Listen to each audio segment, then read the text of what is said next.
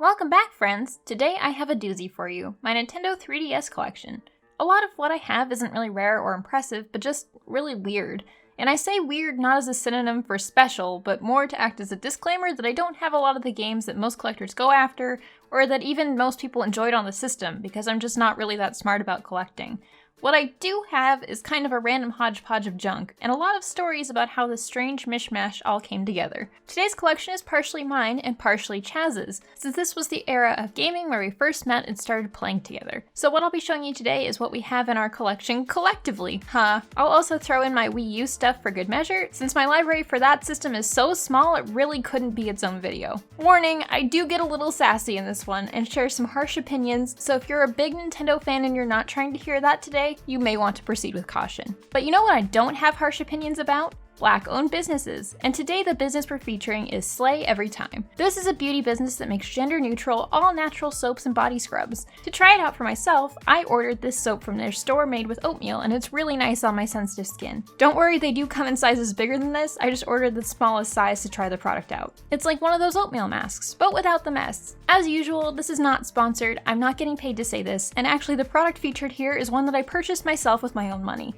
I just wanted to let you guys all know about Slay Every Time and point you in their direction. So if you'd like to support a Black-owned small business and take care of your skin, the largest organ in your body, check out the link in the video description below. Starting with consoles, this is probably going to be the weirdest part of the video. Between me and Chaz, we have 8 3DS systems. I don't have my original teal system that I got at launch. I sent that one as a gift to my friend who needed a 3DS system with a working camera. Because it's not like I was lacking 3DSs. So even without that one, we have 8 additional systems that we've accrued over the span of the generation. The oldest 3DS system I currently still have is this Coral launch-era 3DS with a loopy capture board installed. Since I had to get footage of the 3DS that could compete with the production values of other Pokemon content on YouTube around the time of the launch of Pokemon X and Y, I invested in a brand new 3DS system with a loopy capture board. I don't actually know, all these years later, if it's just that I lack a separate cable that I need to capture sound from it, or if this board is just not capable of it at all, but all this thing does is capture video, not audio. Strangely, when I was plugged into my old computer, the designated capture program only recorded sound being picked up by the 3DS's microphone, so a lot of my old recordings have strange background noises mixed in.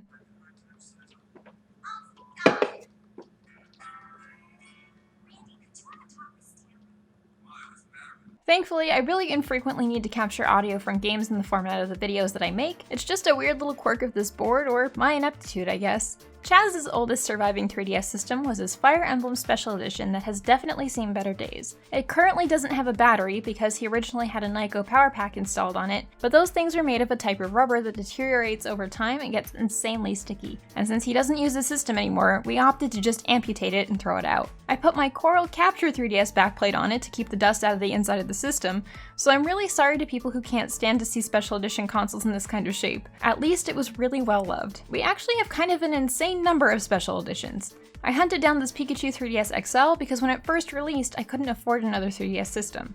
Since this was so similar to my beloved Pikachu GBASP though, I always really wanted one, so I went online and got a cheaper price on this Malaysian version. The region locking is apparently the same as North American consoles. The main difference is the packaging looks a little different from the US version. Again, I treat this one as more of a display piece since I still had the box for it and the original packaging. We ended up with this XY 3DS XL Special Edition because Chaz got it secondhand from someone at his work who didn't want it anymore, and I got this Japanese pink 3DS XL from Josh when I was cleaning out his house. He was going to get rid of it because it has a Katsu Kitty capture card installed that stopped working, and apparently I just can't say no to another 3DS system. Is this hoarding at this point? Do I have a problem? Finally, let's get down to systems that we actually use. My last 3DS system was the Pokemon Red and Blue Virtual Console Edition new 3DS with changeable faceplates. I got this on kind of an impulse at Toys R Us when we were there for a TCG event. I had just released a video at the time that was doing really well, but I was feeling really burnt out, so I got this thing to treat myself. It's probably my favorite 3DS system. It looks a lot nicer than all of the rest of them, and I changed the faceplate out to the star pattern one I got at Super Potato when I visited Japan in 2016. The other faceplates are still around, of course. The reason I had visited Japan was because Chaz studied abroad there for 6 months. During Chaz's time there, his brother gave him a Japanese new 3DS that he had bought while he was in Japan earlier that year for a completely unrelated reason. This let him continue to get games as they came out for the system while he was there. It originally had these Mario faceplates on it, but he swapped them out for these Monster Hunter Double Cross ones since that's his favorite franchise. Speaking of, the go-to North American 3DS for Chaz is this Monster Hunter Special Edition 3DS XL, which has a nice sticker from the game on it, which he keeps in his Final Fantasy Explorers 3DS case. Alright, on to accessories! At some point, I believe I had the XY carrying case bundle because I do still have this microfiber cloth and stylus set, but I don't seem to have the case itself anymore. Kind of a funny story, when the games were coming out, I pre-ordered X and Y at Walmart, and then moved to an area that didn't have any Walmarts anywhere nearby. At the time, you basically paid $5 for one of these plastic reservation cards, and then came back to the store to redeem your copy of the game. But since I had only made a down payment of $5, I decided it wasn't worth the trip to cancel and just ended up keeping these cards. I also have about 1 million of these code cards from various distribution events that happened throughout the course of the 3DS's lifetime. I thought they were kind of neat to hang on to. This Sylveon stylus was among the many goodies sent by Adam to my P.O. box that I mentioned in the previous video. It's a lovely looking stylus that I keep mostly as a collector's item because I thought it was too big to really carry around with the system. The Circle Pad Pro is only compatible with a single game that we have, Monster Hunter 3 Ultimate, which you'd probably just end up playing on a new 3DS with the second little controller nub, but it's a neat novelty nonetheless. Disappointed that they never made a Katamari game for this thing. In Animal Crossing New Leaf, there was a point in time where I was making my dream town and I upgraded one of the starting bridges to a new design. The problem was, the game had allowed me to place a player home right near the bridge to begin with, but would not allow me to place a bridge in the exact same place it originally was because it was too close to a home. Obviously there was some kind of oversight going on, but I was really determined to have my bridge back where it was. So I bought this 3DS Power Save, hoping that it would allow me to extract the save data to use with an Animal Crossing map editor. It turned out, it couldn't do that. The power saves don't save to a format that any kind of map editor can read. I had to break down and install Homebrew, extract the save file that way, edit it with a map editor, and re-inject it.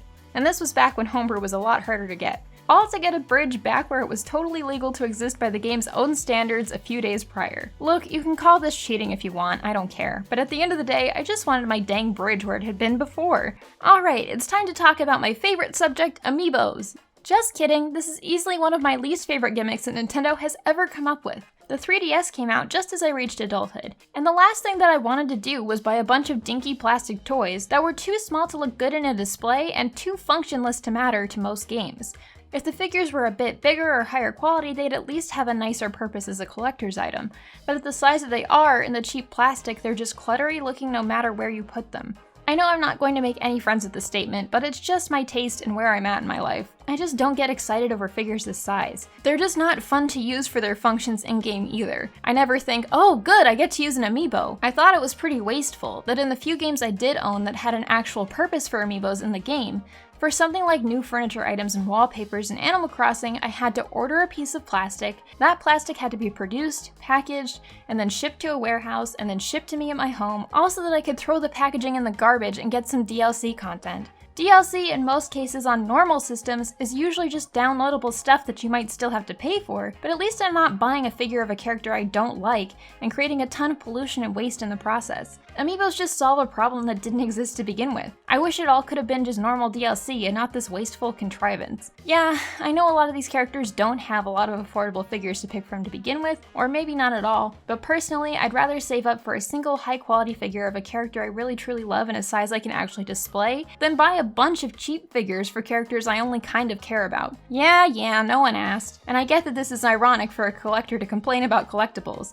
but the way these things were so forced and pointless just never sat right with me. The Animal Crossing cards were slightly more tolerable because at least you can store and sort these in a proper way with a card binder, and they involved marginally less packaging and materials, but after 2 Animal Crossing games that use them in a way that degrades the characters themselves, which I made a whole video about, I have mixed feelings on them as well. That said, I am a giant hypocrite, because even hating these things on principle, I ended up buying quite a few. Voting with my wallet, a failed venture. The Happy Home Designer game came with this AFC reader for the original 3DS, if you didn't have a new 3DS that came with one built in. And it came in handy considering my Capture 3DS is an older model. The only Amiibo that I actually bought for the display value alone was the Chibi Robo Amiibo. However, I resented the game that it was packaged with so much that I went out of my way to buy the little guy secondhand, by himself, just so that I wouldn't have to go anywhere near Ziplash. Chibi was an extremely neglected character that I love so much, is actually the size of an Amiibo to scale in his own universe, and has no real official figures otherwise, so this was the only time I could justify it. The only Amiibos I bought for their in-game function were again these Animal Crossing ones that unlock specific new items and furniture you couldn't get any other way. Chaz, on the other hand, doesn't share my cynicism about these things and collected quite a few of the Smash Bros. Figures just because he likes them. He ended up with most of the Pokemon and some of the Fire Emblem guys, and Ganondorf and Ryu for some reason. He got this Monster Hunter Stories amiibo in Japan, which unlocks the Flynn villager in Animal Crossing. It probably also does something in Monster Hunter Stories, but hell if I know. And to be an even bigger hypocrite, I have an insane number of Animal Crossing amiibo cards. I started collecting these things for Happy Home Designer, a game I did actually enjoy, and then I ended up with just a handful more after New Horizons came out and these things became hot commodities. Thanks to my friends in the Discord for trading with me and sending me packs for my birthday this year. Finally, let's talk about some games. This was the first system I've done one of these videos for where digital games exist. Although I do have some digital content on some of my 3DS systems, for the sake of simplicity, I don't really consider them a part of my collection. It's kind of hard to keep track of what you do and don't have without something tangible, and with SD card space management, sometimes you'd end up uninstalling a game after you were done with it to make room for another one. The way the 3DS handled online accounts, tying everything to the system, and me owning 8 systems makes this even more confusing, so let's just stick to the physical stuff. I don't actually malign digital downloads of games the same way some collectors do.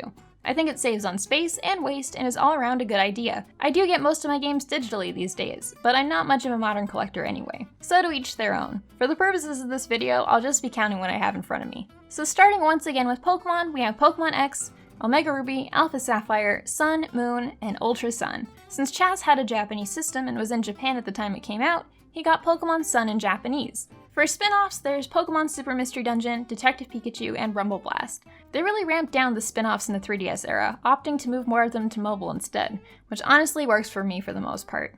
As for games I got for fun for the system, when it first came out, the very first game I got was Nintendogs Plus Cats. At the time, I really wanted a cat in real life, but my home situation wasn't really stable enough, so I got a virtual cat instead. It was kind of disappointing that this game basically doesn't have a lot of cat-specific content, and if you wanted to do basically anything except wiggle a feather around, you still have to get a dog. I also got on a Sims 3 binge and wanted to try playing the game portably, but like most console versions of The Sims, the 3DS version just doesn't hold up to the full game. Tomodachi Life ended up surprising me in how much I enjoyed it. This is a really fun pseudo-social game / pet simulator, and it was a nice way to spend a summer. Animal Crossing is my second main squeeze after Pokemon, and I got both 3DS Animal Crossing titles, New Leaf and Happy Home Designer, as discussed previously. Chaz got this Japanese copy of New Leaf in order to take part in the 7-Eleven event while he was in Japan with Nanako, and it was a nice way to stay connected while we were long distance for that period of time. Yokai Watch, I got to see what all the fuss was about, and Chaz did too. Honestly, I really enjoy it. It's a fun little RPG, and it's interesting to see the influences that it had on Pokemon games that came after it when it exploded in Japan. Not many in the West gave it a chance, and although this is definitely a kid's game in some aspects, it's a pretty solid entry into the genre otherwise. The rest of the games in here that are mine, I got to cover in videos. Asphalt 3D I got for a video about launch titles that I never ended up making. And of course, the Cooking Mama games, including this classy one with GameStop box art, were for the GFG video. The rest of these games are Chaz's, and it's actually kind of amazing how different our taste is in games. His main interest is Monster Hunter, so of course he has all of the 3DS Monster Hunter games, including Double Cross, which was never released for the system in the US. His second favorite series is Fire Emblem, so he has Fate's Birthright and Conquest, again splitting the series between English and Japanese. There are a bunch of other kind of random games in here that are his, like Smash Bros. 3DS, Final Fantasy Explorers, Fantasy Life, Legend of Zelda Majora's Mask 3D, Resident Evil Mercenaries 3D, and Bravely Second. I guess come to think of it, most of this library is his. There's one mystery game in here, Mega Man Legacy Collection, still in shrink wrap. I have no recollection of where it came from. Lastly, I'll just quickly go over my Wii U library because it's so small it could never be its own video. The Wii U itself is maybe the only video game system I have ever regretted buying. There never ended up being a single game for it that I ever actually wanted, so I ended up with just 4 games total, most of which were subsequently re-released for the Switch. Mario Kart 8, Xenoblade Chronicles, Pokken, and Game Party Champions, a terrible game that I also got for that unfinished launch titles video. I mostly use this thing as a virtual console machine these days, but even for those purposes it's not a lot of fun to use. Setting it up with all of its wires and parts is a chore, and the gamepad is just the worst devised thing in maybe the history of everything ever. You know when you go to Red Robin and they have a little chunky pad on the table with a touchscreen that's visibly coated in the grease of 30 other people's French fry fingers? That's what this reminds me of. Not only is the system itself ugly, rounded glossy plastic that holds onto dust and fingerprints, but the gamepad is designed in such a way that the shoulder buttons are on the rest bar, so if you're playing a DS game, for example, and you want to hold it in a way that's even a little comfortable, inevitably you're going to be bumping the shoulder buttons constantly and bringing up the virtual console menu. You also can't even leave the room the console itself is in, making the portability pointless. Using a Pro controller for this thing is a must if you're playing any game that allows it. This era was just not very good for my relationship with Nintendo as a player. All of the gimmicks started to wear on me, and I just wasn't interested in anything they put out for this entire time. With little interest in Mario 3D World or re-releases of Zelda games I already owned, and very little third-party stuff, I never flat out regretted buying a console ever in my life until the Wii U. I have a strange relationship with the 3DS as well. This was basically a work system for me more than it was ever a leisure system. And although I spent a lot of time with the 3DS, maybe more than any other modern console, I don't have a ton of fond memories of it like I do with the DS before it. Most of the series that I loved on the DS got sequels on the 3DS that I didn't enjoy as much as their previous iterations, and I didn't have as much free time for gaming as I did when I was a teenager to explore series I was new to. So many of the series that peaked on the 3DS I never played, and I ended up feeling kind of meh about where things were going in general. Thankfully, the Switch seems to have dropped a lot of the gimmicky crap I hated about the Wii U and 3DS era, and overall the support for the system seems better. This was just a really rough patch for me in my gaming history, and I spent most of the 8th generation working with games rather than playing for fun.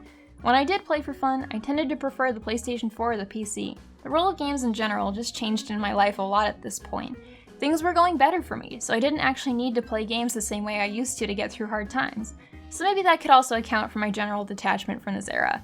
This is about as modern as I'll go for now, so join me next time as we take a look back at some other more retro systems. See ya!